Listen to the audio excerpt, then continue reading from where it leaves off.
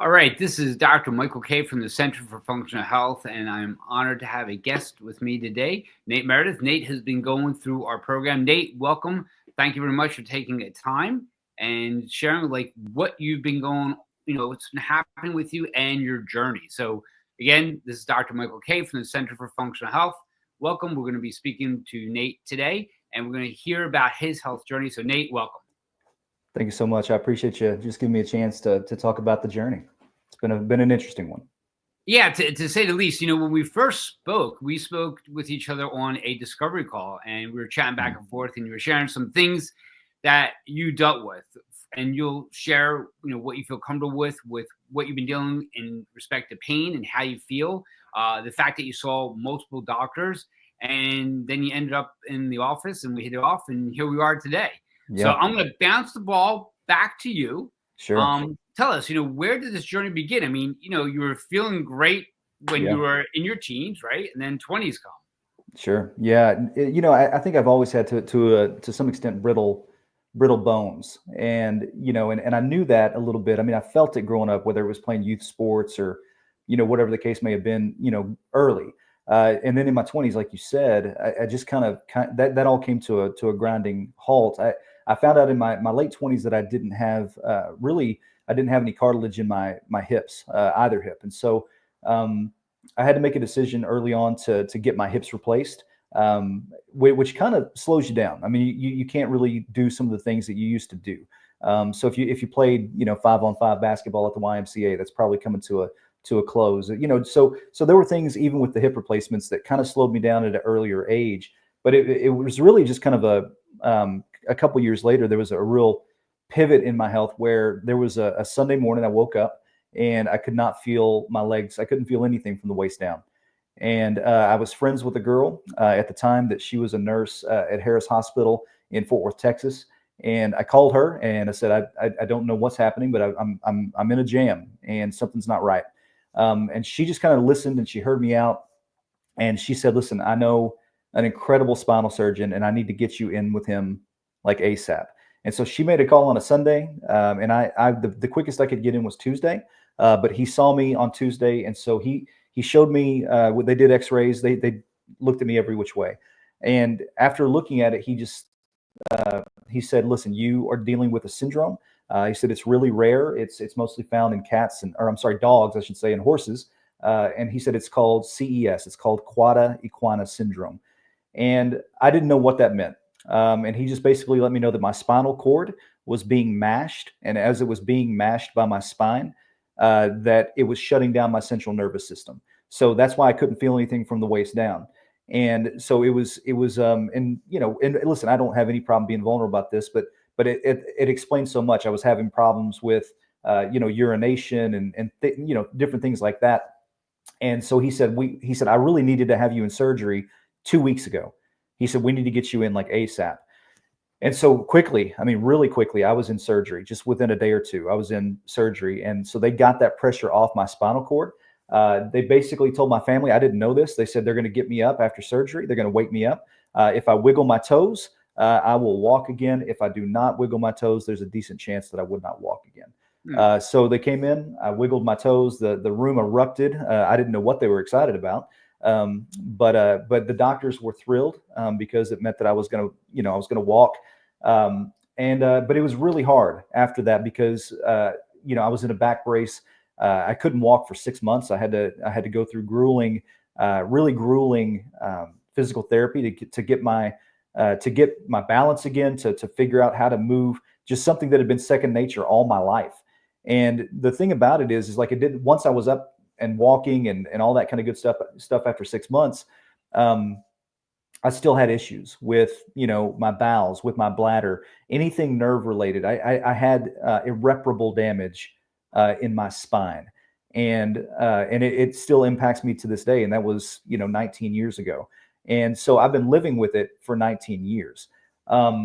And so in that 19 years, just to kind of give you a real quick recap, it's really difficult to move like you used to. It's difficult just to do everyday things. You put your feet down on the ground and you feel that back pain. You feel And you know, you know, you get there are things that started happening that I never had to deal with before. Like I would get chronic urinary tract infections because I had to use a catheter to go to the bathroom, and I still do to this day.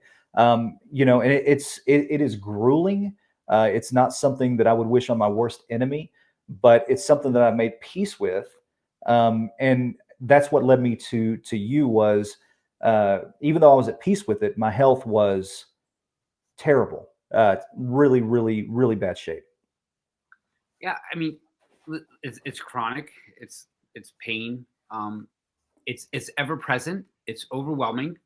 So how do you deal with that chronicity on a daily basis? I mean, before we talk about, like, you know, what Sure. the program is like, what was daily life like? I mean, every day you're dealing with this, and we deal with a Mm, lot of patients that have chronic pain, whether they're dealing with a chronic musculoskeletal pain, a sure. chronic gut issue, an autoimmune presentation, people who are suffering from long COVID. Is this ever chronicity, this ever overwhelming sensation that it's not going away? Spoke with a patient the other day, and their relative had, after they had long COVID and then incredible amount of stress, they're now agoraphobic. Mm, They won't leave the house. So, you yeah, know, it's there. So how do you deal sure. with that? And what can you share to help a patient deals with?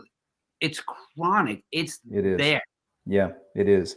You know, I think that for me, it comes down to a few things. I think number one, I'm very fortunate to have the support of a wife that loves me, and really, even though she doesn't fully understand, she has an incredible amount of empathy and is willing to walk with me through hard days. Some days are harder than others, but she's willing to walk with me in it, which is amazing. Just an amazing person that she is. I would also say, you know, mindset has a lot to do with it. You know, just determining that this thing is not going to define you.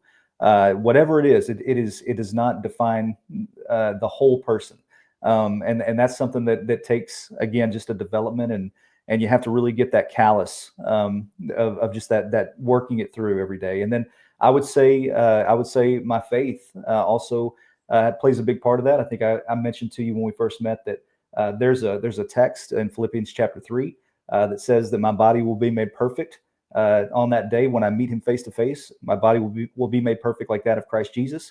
And so I know that this is temporary, but even though it is a temporary, you know, it's a temporary shell that I'm in. You and I've talked about it. There's a mandate for me to do the best that I can to take care of that. What do you think is that driving factor? Because, you know, you can read about that. You know, is that just a personality makeup of yours? So if we go back to when you're, you know, Mm. 15 years old, is that the same mindset that you had? I mean, is that just you? Because listen, there's a lot of people that, you know, have a pain and Mm. they'll just roll up into a ball and not Yeah, do anything. There's people like, okay, it's there's the pain. It's in this compartment, mm, but now we're going to go over here. And then there yeah. are folks who are like, you know what? I've had something for a long time. I want to look at a different way how to optimize my life. So is that just your personality? Or are you just that way? No, you know, it's funny. I don't think that I necessarily come from an upbringing, and my parents are great. But I don't think that I came from an upbringing necessarily of just kind of picking up, you know, pulling yourself up by your bootstraps and grinding it out, and just trying to, you know, fight through it and push through it. You know, and listen, I want to be honest. You know, I think that I understand all too well what it feels like to want to give up and just say, um, man, you know,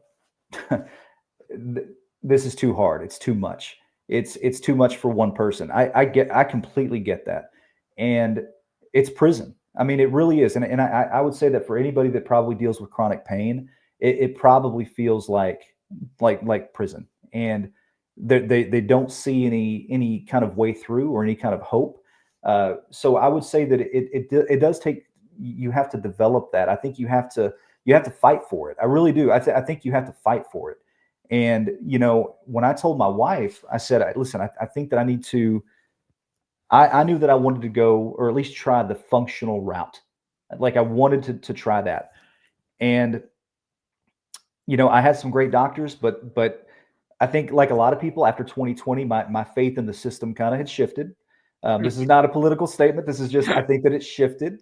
And I said, I need to find somebody that I believe I can trust. And, and so, interestingly enough, I reached out to you just cold. And, I mentioned to you before, I've got a next door neighbor that she had seen you. And I didn't know this until we just started, she and I just started talking about kind of functional medicine. And she mentioned that she had seen you and she signed off. She co-signed and said, he's great. You and I then had our initial call.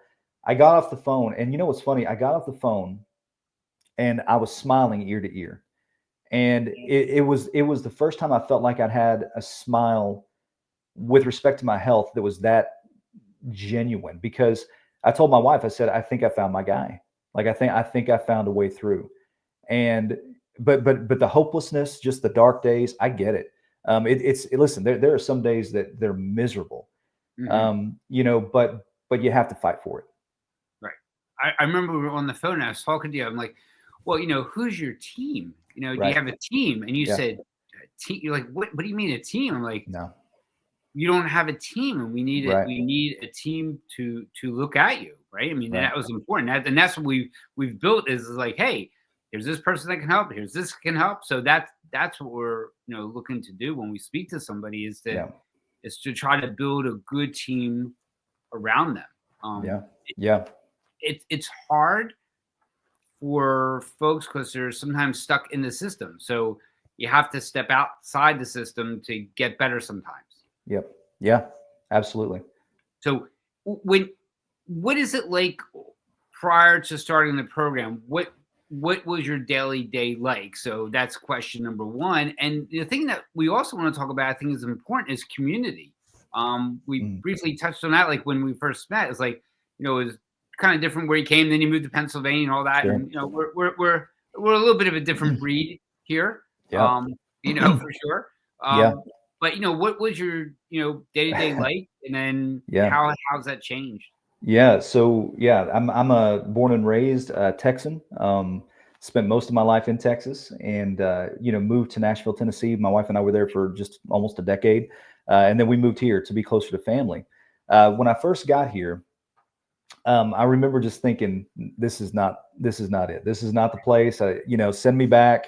And the interesting thing is like over time, I think I very much have grown to love and appreciate where we are. And Pennsylvania is in a lot of ways beautiful, and there are a lot of great people here. And but it was a tough transition when I first, well, and part of that, if I'm being honest, part of that was it was just a swell. We moved here in 2020. I mean, literally at the outbreak of it all, because we sold our house in March of 2020. We were here by May of 2020. And there was so much going on politically. There was so much going on, with, just again, just the COVID, pandemic. And there were so many things that were happening in our world. And, it really shook me. Like it really, really shook me. And I was used to having community. I was used to having people that I could be around. But if you remember, like a lot of people weren't even going to churches. They weren't, everything was done remotely or online. And so that was, I was desperate for it. And I told my wife, she would ask me like, how are you doing? And I'm not well. I'm desperate for community. I'm desperate for connection. And I think that, if I'm being honest, I think a lot of people, they don't really go looking for that. And I think as you get older, maybe this is not exactly scientifically proven, but I think as you get older, I think your circle gets tighter. And so maybe you went from having a friend group of 10 to maybe 5 to maybe 4, and I think that people, they don't really know necessarily, that they are desperate for connection, because I think that in that connection, you can find encouragement and you can encourage others. And it's just like this really cyclical, amazing thing. We're built for relationships. And when you're confined, I think when you're confined to a space, if you are defined by your situation, and then you're confined to a chair or confined to a couch or confined, like I think what happens is that part of you that needs connection, it dries up, and you need you need to have those people that you can give and they can give to you. And I just think so. I didn't have that for a little while, and I'm so thankful that I've got that now because it's those darker days don't seem so dark. So I would encourage that. Yeah, that too. For it, it's hard. It's hard to go find connection because somebody hears this and they say, "Well, wait a second. Are you saying that I'm 60 years old? Do I need to go make friends all of a sudden? Like, where do what do I do?" But I think that being able to have somebody on the other end of the phone, and that's what was amazing. I think about our conversation too, was having somebody on the other end of the phone. What's crazy is you and I talked, but then I got a text message from you later that night about 8 o'clock, 8:30. You sent me a text message, and there was that reinforcement that like I've got somebody. Like yeah, I've got somebody. And the reality is there've been moments where you and I've worked together and not worked together. Like maybe the 8 weeks came to an end or whatever, but you're still available, and you said, hey, I'm still here, and having that relationship, having that connection. So for anybody that needs that connection, like you gotta fight for that too. Yeah. I always say, yeah, I'm a real person because a lot of people are on the internet and they're always looking at all these different things. And I get it, right? They're looking at a frustration because you don't feel well. You're not getting the answers. Yeah. You're losing everything around you. You feel like you're losing it physically. You feel like you're losing it mentally. You're losing it spiritually. I mean, my God, I think most people suffer with, spiritual dehydration, right? I mean, they don't have it anymore and the community is gone. So, there's that community connection and caring. And that's really what we try to get here, right? It's almost like we're trying to build our own community.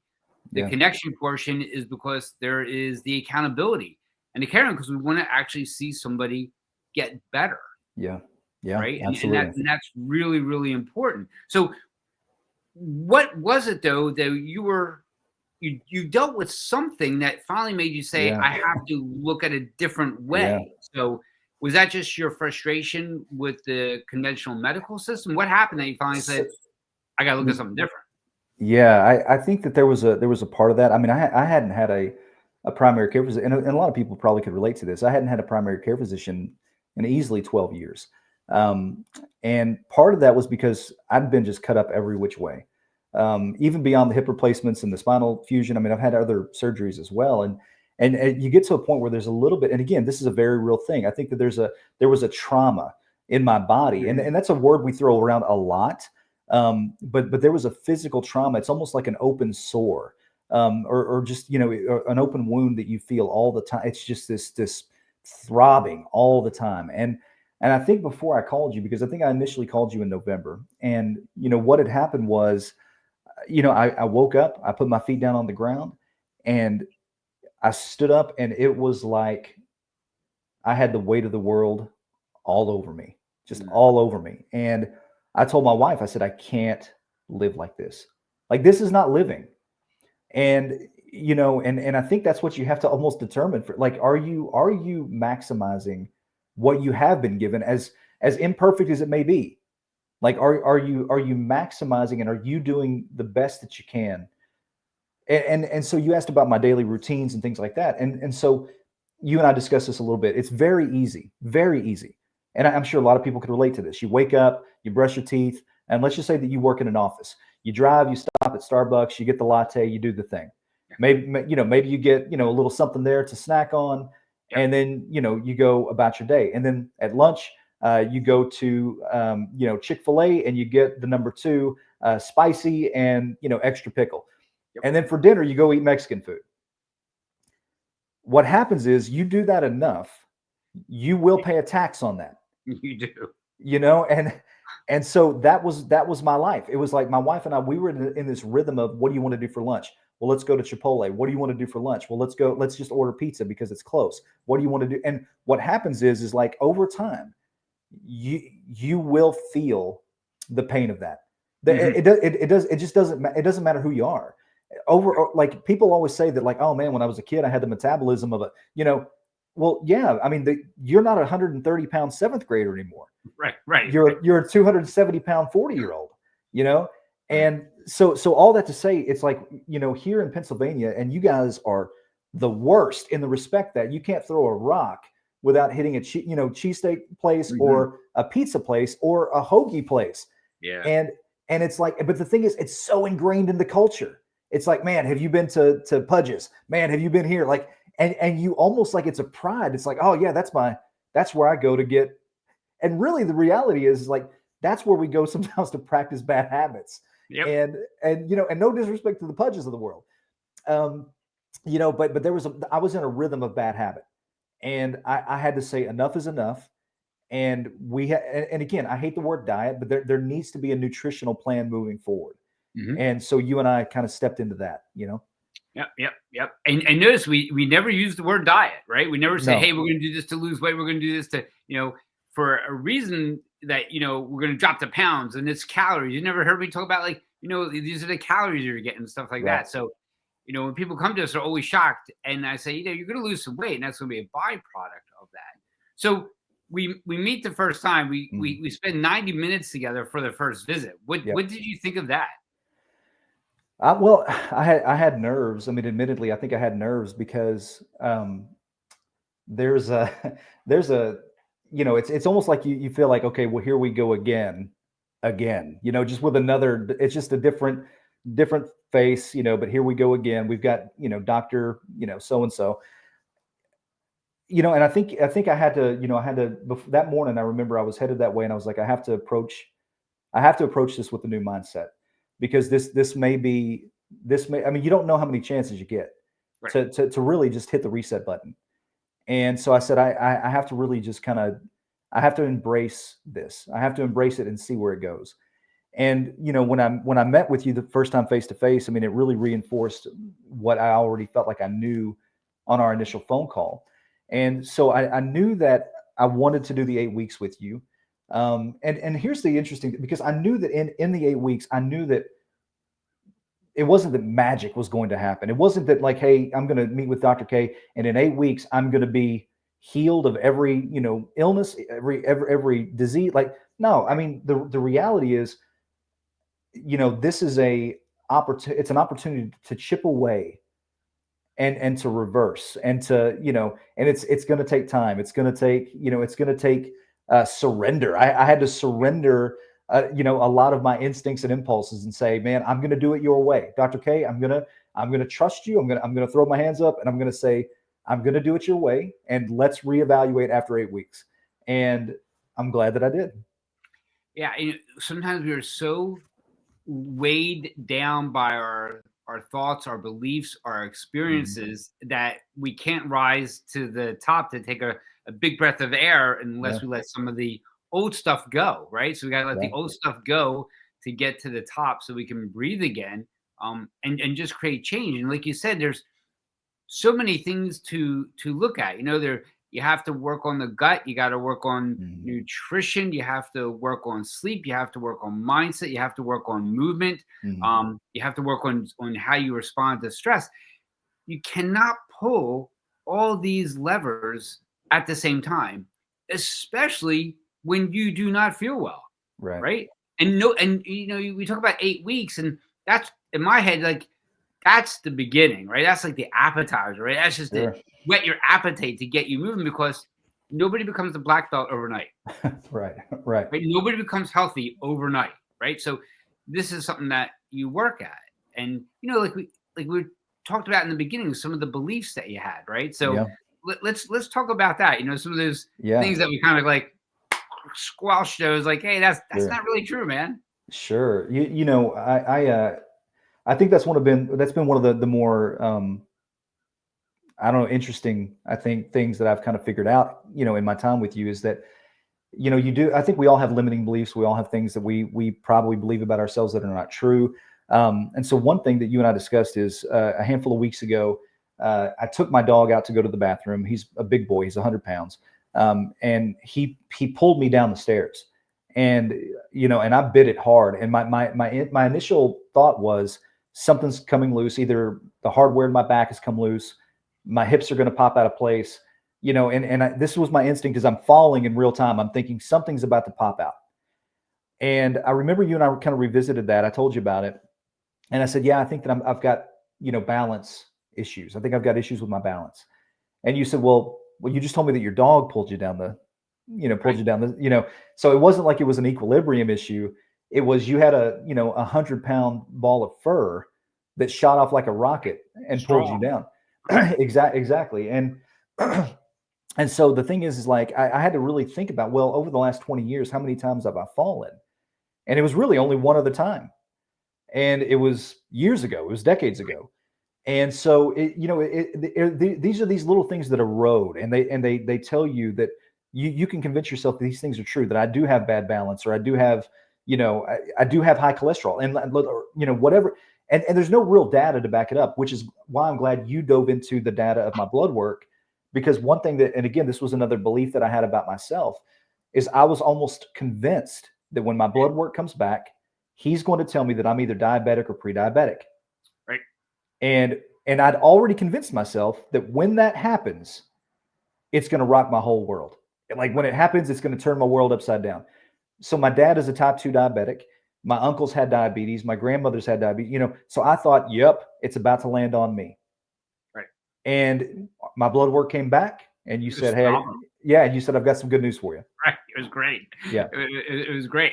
And again, though, when you see these people around you that have diabetes, my mom was diabetic, my dad was diabetic, my sister was diabetic. So, I'm a little bit crazy when it comes to assessing the glucose and the insulin and, looking at all the different markers like every 3 months, because we don't want to do that. But when you look at I look back at their lifestyle, and I grew up in Philly. So, our food pyramid was like cheesesteaks, pizza on the bottom, then we got our hoagies, tasty cakes and our chips and pretzels. I mean, it was wonderful gastronomically. Don't get me wrong, but it was hey, you talk about belief system. I thought it was normal to be bloated, right? I thought Rollies were just after dinner mints. Right.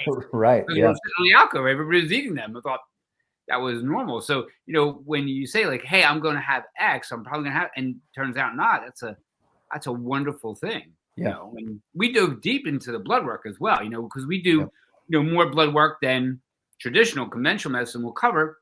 Sure. And a lot of times that's because, insurance sometimes limits what you're allowed to do, right? The insurance directs it. So we want to take, a deeper dive into it. Yeah. And then we got you to Tim, and you love Tim. You thought Tim was a good guy as well as primary.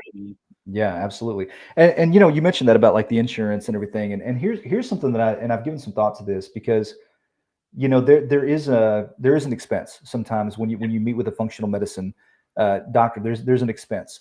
And I think that the first kind of thought for probably a lot of people is, well, I can't afford that. Right. My encouragement would be, look at your budget and look how you spend your money. Really drill down on it.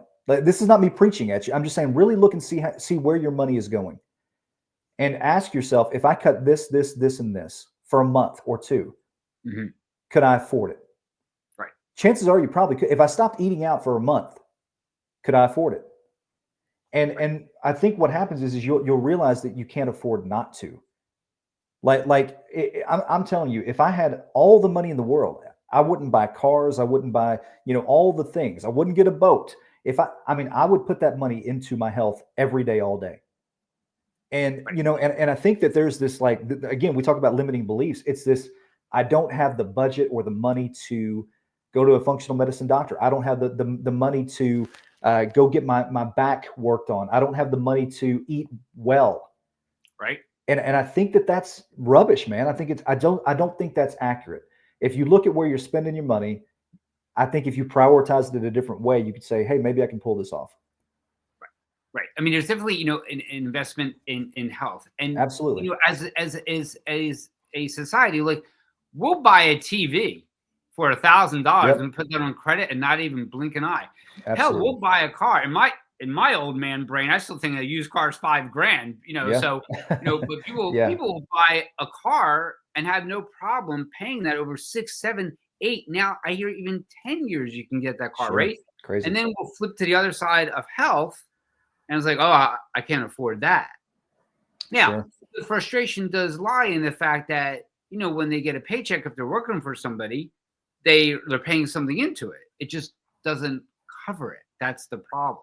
Right. So it's a matter of investment, right? So when you look at getting sick costs this much money. If I put this much money into it, I'm not getting sick. it's accounting now. I always say people, if you're making $250,000 a year, get sick. But if you're not, don't get sick, right? Because you can't afford, you're not wealthy enough to be sick. Right. And so, like you said, you invest in your health and you invest in some of the nutrition, and that does play a big role. Sure. I have a friend of mine in Texas, and he and I were talking not long ago. He's got 3 kids, wife, the whole thing. And for the 5 of them to go to Chick-fil-A, and again, love you, Chick-fil-A. You do it so well, Chick-fil-A. But for the 5 of them, they're out $60, $70 every time. And I'm going to make a segue real quick, because as you and I kind of drill down on nutrition, and I'm happy to discuss this at whatever pace you want to. I mentioned, and again, this is another limiting belief. You had mentioned, hey, you can get some really great protein, because you put me on a protein heavy plan. And so, what happened was you said, hey, you should check out Wild Fork. Yeah. And yeah. And so my initial instinct was, well, that sounds like a lot of money. Mm-hmm. And when I got there, I realized that it wasn't a lot of money. And you can actually load up you can get a month's worth of protein for far less than you can eating out for a month. Yep. Even if you're the kind of family that only eats out 2 or 3 times a week or 2 times, I'm telling you, like that investment, and just really debunking that in my head that, oh, well, they cost too much to eat clean. Right. Not true at all. Like, and my family the last 2 months has eaten so well. I mean, we're talking about ribeye steaks and lobster and, all the any protein, lamb, and, we've eaten it all. And that, not only has it been easier on our pocketbook, because I've had my wife and I, we went back over our budget and looked. Have we saved money over the last 2 months? We have. Right. Do we feel better over the last 2 months? We do. And so that's another debunking, where it's like, if you convince yourself that it's too much, really drill down, because I bet you'll find out it's not what you think. Right. I mean, we still have people that come to our office and they're still smoking, like 2 packs a day. I think it's like $10 a pack. So that's $20 a day. That's what, 20 times 7, that's 140 a week. That's a lot of money. $280 every 2 weeks, $560 for the month. Wow. But we'll say, oh, I'm going to get my vitamins on sale at Walmart and get a little. Yeah. So again, it's one of those things. It's like, where are you putting that money? Where are you putting that investment in yourself? Right. That's really important. Absolutely. So you talked about your wife. You have your nephew that lives with you. You went on the program, but how has you going on the program also affected them? Yeah, it's been incredible. We mentioned, Wild Fork. So my nephew, and he's a great kid. He was only eating for a while mashed potatoes and macaroni and cheese. If it was a heavy carb, if it was, anything that was going to stick to his ribs, he was about that life. And we ended up going to Wild Fork, and there's another Wild Fork plug. We ended up going there, and we said, hey, we're going to give you a budget of $50. Pick out what you want for yourself. And then he was at that point invested. He was invested. And he was like, well, Uncle Nate, I want the crab legs, and I want the steak. And he was invested. So now what happens is he starts pairing asparagus. He figured out that he likes asparagus with his, crab legs or with his steak, or he figured out that he likes a little bit of salmon from time to time. So all this to say, you started to see that he was following suit. Mm-hmm. And I would say that, like, whether if you're the mommy or you're the daddy, you're the decision maker for your family. It's interesting, or it's been interesting for us to see him fall in line with, like, hey, we made the about face, and it really wasn't difficult for him to make the about face. He's really enjoyed the process, and my wife has enjoyed the process. Her weight, has come down a little bit. She's not a heavy, individual, but she's lost a little bit of weight. She's, again, much like me, the protein is sustaining her through the day. We're not hungry all day long and looking for snacks. I think my family has done an incredible job supporting me, but they're on the train. Like, they're on the train now, and it's moving, It makes it so much easier when everyone's on the train. It really does. Yeah, it does. And sometimes people will say, like, my husband, he doesn't like those foods. Right. Which is interesting, because all we're about is food, right? So we're just eating food, right? Sure. That's all we're doing. But say they don't like it. I'm like, well, if they want their chips, they can bring it in. But it doesn't need to be in front of your face, right? That could be in a different cupboard, that can be in a different area, so you don't see it. Because a lot of times, if that stuff is in the house and you see it, Yeah. you want to is now devoured, right? So Sure. that's why we're saying, like, if everybody can kind of get on, Yeah. that's great. So It is. It's a help. you see the first week's menu. What did you think when we laid that whole thing? Yeah, because it's like the shopping list, it's the recipes, it's like, what Yeah. did you think? Yeah, I think I forget how I worded it. I sent you and Francis a message that, it was almost like I felt like I was being punished. Okay, right.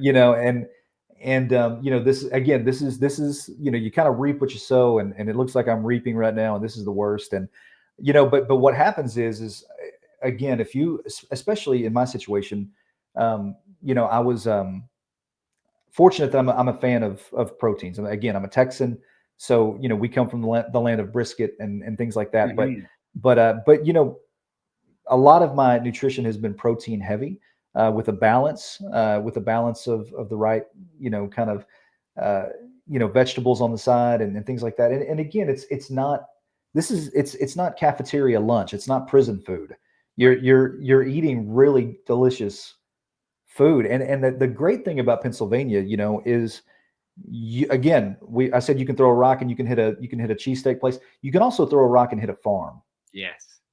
And you can throw a rock and hit a place that has pasteurized eggs, or throw a rock and a place that maybe has whole turkeys and or whole chickens. Or that there's 30 minutes down from me, I think in Bechtelsville, there's a butcher that if you want, again, you can get any cut that you want. Just ask, and so it's like you're very fortunate too, that like you've got very just proud farmers that are like, hey, we're here, like, come and come and take part of what we got going on, Yeah. and so and that's awesome. I mean, because again, and I'm going to give a shout out here to just not far from us is R&J Farms. And R&J Farms, I can't tell you how many whole chickens I've bought from them. It's a lot. Nice. And again, it's one of these things where it's like, is it time consuming to go get? Of course. Do I feel bad after I've eaten chicken and Nope. quinoa? And no, Nope. Nope. like Nope.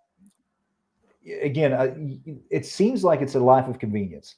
When you go to Sonic, when you go wherever, it's a life of convenience. Domino's Pizza, it's a life of convenience. It is actually inconvenient because it is killing you. Right, right. With that convenience comes consequences, Yeah, right? That's yeah, what happens. So yeah, we're still lucky we have the farms. I mean, I go to Wild Fork, love those guys. I'm at Bolton's Farm yeah, every single weekend, right? I mean, yeah, that's yeah. where Great I spot. stock up for the week and all that.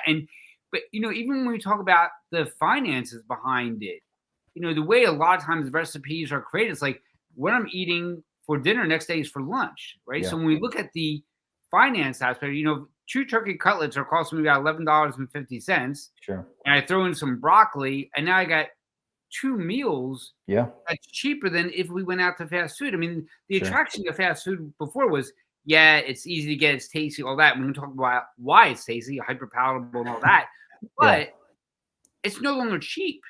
yeah. No, That's the thing; it's it's no not. longer cheap. So No, not only is it not cheap, not only is it great quality, but now it's not great for the physiology. right, right. So, it's really important. So you follow this protocol, this nutritional protocol. Mhm. And then what did you start feeling? I mean, can you share like what Sure, felt better and sure. surprising to you as well? Yeah, no, absolutely. I think that there were just certain things that I had to, and again, maybe this was just kind of a mindset thing. I was used to having, coffee every morning with my wife. We get up early, about 6 o'clock. But I was drinking calories right from the start. So, Mhm. I'm a heavy on the cream guy. And I stopped sweetening it with sugar, and I used real maple syrup as if somehow I'm doing myself a favor. But that first cup of coffee in the morning is easily 400 calories, or maybe Mhm. more. I don't know.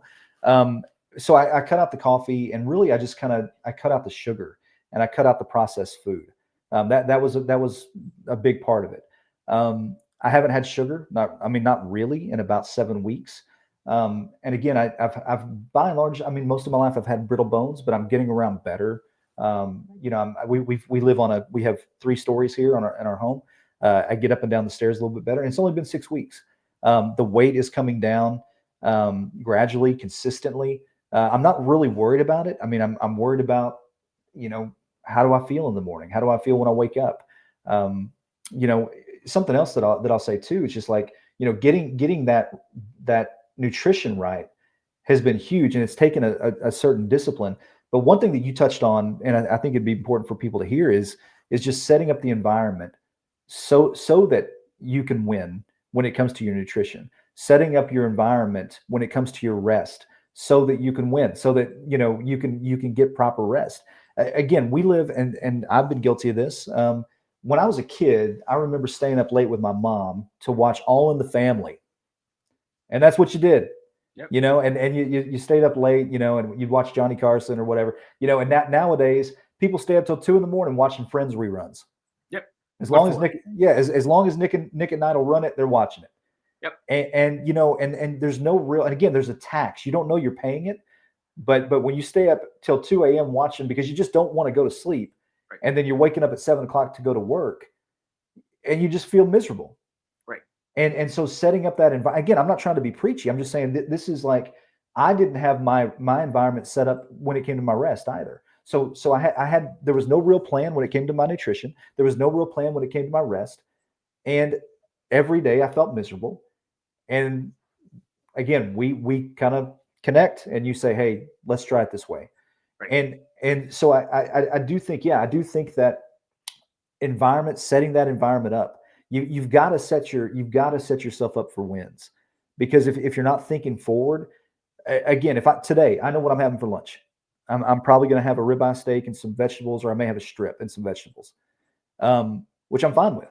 But if I didn't have that on the ready, chances are we would just go somewhere else. We would go out for lunch. Again, those things, they just add up, and it added up in my life. And I'm saying, like, I think that now that I've got a team, I've got a plan, I've got an environment that's set up for me to win. I mean, it's to the moon, man. I'm not just saying that. It's to the moon. Like every day, it just feels like we're pouring gasoline, on this fire, and it's just like, let's go, Right. And I have to say thank you to you, because you listened, but you did a great job. You did the work, right? So everybody's got to understand, like, you got to do the work, but after a while, it doesn't even feel like work anymore. It's just, this is your lifestyle, right? This is how it goes. Yeah. And you talk about the environment. I always know I'm a little bit in trouble when we start at the beginning, and I say to someone, we're going to put together the nutritional protocol, and they go, do I get a snack? Right. And I'm like, okay, so that's learned, right? That is a learned habit. We get a snack in kindergarten, we get an after school snack, and at nighttime snack. People are snack, and that environment. Well, what are you doing when are you hungry, really hungry, or are you tired, or are you procrastinating, or you feel anxious, you feel depressed, or you're dehydrated? Mm-hmm. Like, if you're hungry, go make a couple eggs. I wasn't looking for that, Right. So, it's very interesting when you talk about the environment, because the environment plays a big role. Sure. Well, yeah, absolutely. And, and again, that environment, you do the best that you can to stay within the construct of what you're setting up, because again, you want to stack good days, or at least that's the way I wanted to continue to stack good days. But you and I both know, we've kind of talked about it, there are going to be days where you step out of that a little bit because real life happens. So just to kind of give you an idea, the other night, my wife and I went on a date. I'm going to show you this real quick. Hold on a second. So this right here, this is where we went. Okay. Oh yeah, Harvest. Yeah. Okay. So we wanted to try it out. Collegeville is where, so we ended up going to Harvest Seasonal Grill and Wine Bar. Okay. Just kind of a night out. Nice. I had the ribeye, or I take that back. I'm sorry. I had the what did I have? I had one of the steaks. I think I had the filet, and then I had a side of the sweet potatoes. So I didn't deviate from where I was. Mm-hmm. And all their stuff is locally sourced. Right. Okay. So it was my wife's birthday. So she has this little chocolatey, salty, caramelly. It's about that big. Now, keep in mind, she's been eating what I've been eating the last 7 weeks. Mm-hmm. Mm-hmm. This is the first little shot of sugar she's had. We're leaving, and she says, I feel miserable. Yep. Yeah. And and I'm in this like weird tension where it's like, well, I want you to enjoy your birthday. I don't want you to feel miserable. Like, don't feel bad about it. I Right. mean, and that's the thing. I think that it's just like you got to listen to your body. That's one thing that I've learned from going through this with you late, is just listening to what your body will always tell you the truth. Right. And and I know that it's like if I drink a 20-ounce Coke because I'm whistling past Wawa and I felt like doing it, I'm paying for it. Right. They say it's only $2.50. You're paying way more than that. Pay way more than that. So again, I think there are things that we've gotten so used to, or we've gotten marketed to as well, so it becomes like a norm, right? So take Advil before you play basketball so you don't feel your shoulder, right? Well, Yeah, yeah. that's kind of crazy, right? So take this is a healthy granola, and yet it really isn't healthy granola. It's just marketed as a healthy Sure. granola, right? Oh So man, yeah. we all get sucked into that. Well, I'm eating healthy, but yet you're not. And eating healthy is really Sure. nuanced, and that's Sure. the whole thing, because you and I can agree broccoli is healthy, Sure. but it's not healthy with somebody with irritable Yeah. bowel syndrome with diarrhea. It's like a rototiller in the gut. Right. Right. Right. So that's not going to work. So healthy is very, very nuanced. That's why we dig deep to Yeah. say, well, let's see what you need and let's decide on a metric, not just weight loss, right? Because a Sure. lot of people are focused on weight loss. I say, do you want to lose weight or do you want to look different? Those are two different things, Right. right? And then there's I just want to feel good again. I want to feel better. That's what I want. Sure. And then Well, that's where you have to change it. And like you said, didn't have sugar for a long time, taste that sugar. I feel horrible. yeah. And people go to bed, they wake up in the morning and they go, man, I wonder what I did. I slept on my shoulder. I wonder what I did to it. I'm like, well, I also wonder what you ate. Sure. Right? Sure. Well, Yeah. and I'll say this too. So my nephew, he's 12. He wanted to watch a movie the other night. He said, Uncle Nate, can we watch this movie? It's PG-13. And he said, so it's like he's right at that line. Right.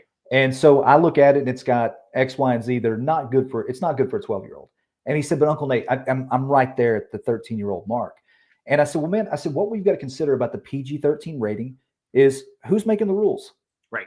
Who's the guy behind the curtain that's determining whether this is PG-13 or rated R? There's some weird guy somewhere down the line in the system that's making up the rules. I would say that in nutrition, the same is true. Yep. Like there is somebody back here, that's pulling all the levers and the bells and the whistles that is telling you this is what they're marketing to you. This is what's good for you, and this is what's right for you and healthy for you. What I've determined is I don't want the food that's on the TV set. Right. The food that's on the TV set has made me sick all my life. And listen, no disrespect to anybody on any Pop-Tart commercial out there that you may see. I'm just saying, for years, who are you listening to? There is a machine driving this thing at a speed we can't even fathom, saying this is how you should eat. And I've determined I want as few hands on my food as possible. Mm-hmm. I want somebody to break a chicken and do their thing and say, hey, man, come and get it. Right, here you go. It was over there. Now it's here, right? Exactly. Sorry, there, here, and here, right? That's what you want. But you know where your food's coming from, right? And again, it's a mindset change where you've been told this is the yummy stuff. This is the listen. I was a kid of the 80s and 90s. I'm growing up on Lucky Charms and and Count Chocula. Yeah. I mean, I'm growing up on stuff that's magically delicious. No, that stuff made me sick. And my parents were doing the best they knew how. Right. So as an adult, I've got a choice. I've got choices. Right. Got to make the better one. Sorry, right. That's a soapbox moment. I apologize. But it isn't. Here's why: because we are just so overwhelmed with what we see on the different platforms, from TikTok to YouTube to Facebook to Instagram, and this person says this, and this person says that, and this person says that, and they all might have a little bit of something that's interesting, right? So not all the chicken on the bone always tastes the best, right? So some of the chicken tastes good here, some not. So what you're saying isn't totally wrong. We just need to say, okay, how does this apply to me and my physiology at this given time. Yeah. So some of the patients will always ask, like, do I have to eat this way the rest of my life? And I'm like, well, I hope you eat healthy the rest of your life. And, Yeah. when we go out to eat, we have our treats, we'll get our appetizer, we'll get a dessert, and that's okay. That's fine. We're not looking for perfection, Yeah. right? We're just looking for, like, I'm feeling better, and the tools of, hey, when I'm not feeling well anymore, I know what to do. Yeah. Yeah. Right. And that's just really important. It's like, because, after the holidays, people were Sure. trashed, Sure. right?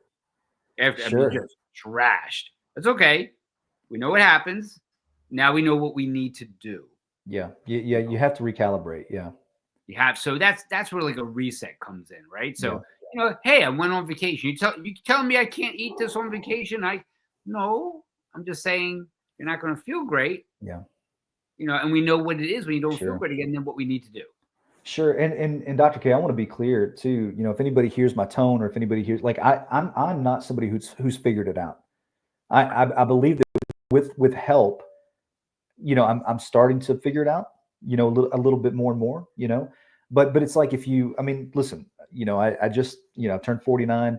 I've got more than a sample size of, my diet, as a youth, as an adult, as a young adult, I've got more than a sample size. And I think looking back on it, and again, because I don't want to come across as like that I've just done this about face and it's been easy and you should do it too. Like, I don't want to come across that way, but I do want to say, hey, listen, like, you have to process your situation. You have to, like, I had to be very honest with myself.